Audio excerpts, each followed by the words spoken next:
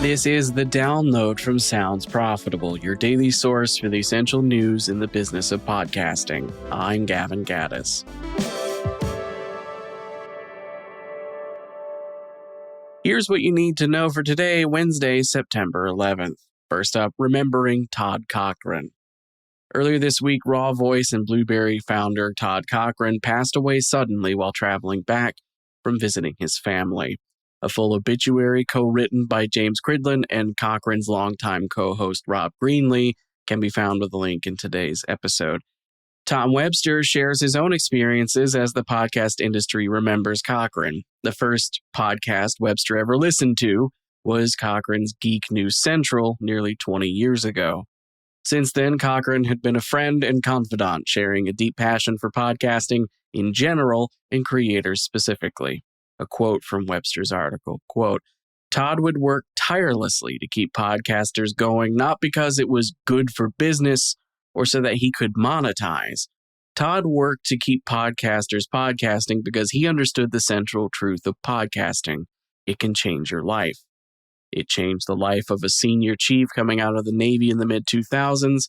It changed my life too." End quote. Next up, what creatives don't understand about executives, and conversely, what executives don't understand about creatives. This is by Eric Newsom. He discusses a disconnect between the mentality of creators and the mentality of executives that they're pitching to, and how both sides could benefit from understanding that disconnect. In a conversation with a creator expressing frustration with making no progress on pitches, there was a common thread he identified.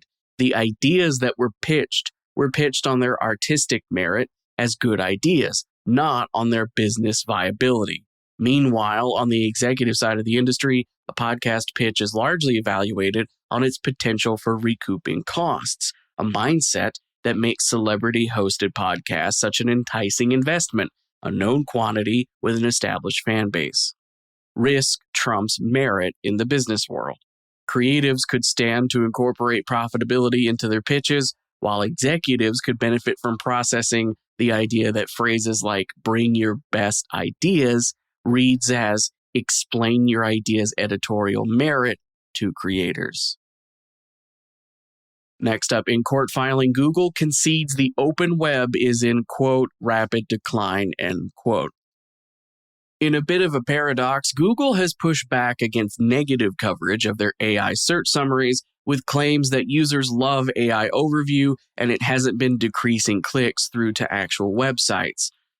Now, in court, they say the open web's advertising spend is in rapid decline, with closed web infrastructure like connected TV or retail media growing at the expense of open web display advertising. Google has pushed back against interpretations of the rapid decline comment, stressing they mean open web advertising and not the web in general. Though article writer Ryan Whitwam fails to find how that speculation makes a difference, especially when Google's biggest claim of the internet's health, the idea that there is a 45% increase in indexable content picked up by Google crawlers since 2023, doesn't specify whether or not that 45% includes the flood of AI-generated sites churned out to automatically farm search engine optimization. Next up, what Amazon's exit means for creative value. A new issue of the Sound Insights report spends a section looking at Amazon's retooling of Wondery, resulting in layoffs and shunting narrative-driven podcasts over to Audible. While the Wondery brand still exists, there's a potential for a power vacuum for companies that value the unique offerings of narrative podcasting, especially when they can deliver while monetized appropriately. If one attempts to monetize narrative content, be it investigative journalism or even outright audio fiction, similarly to how one monetizes simple celebrity-hosted chat shows, the concern becomes audiences being unwilling to pay for unknown content. Infinitely renewable chat shows with built-in audiences are much safer plays for standard advertising arrangements than limited series with defined seasons and planned eventual endpoints. Conversely, subscription and patron-supported funding models specifically reward high-quality, immersive content that relies on niche, engaged audiences over broad reach. Narrative thrives in boutique dollars per listener instead of pennies per thousand. And for our final top story, Locked On grows advertiser partnerships through competitive insights. Magellan AI has a new case study out, this one focusing on the results of Locked On Podcast Network using Magellan's intelligence. At the beginning of the study, challenges included Locked On's original strategy of manual prospecting, which gave limited visibility into other networks' advertising strategies, and manual research acted as a bottleneck to both prospecting and strategic insights.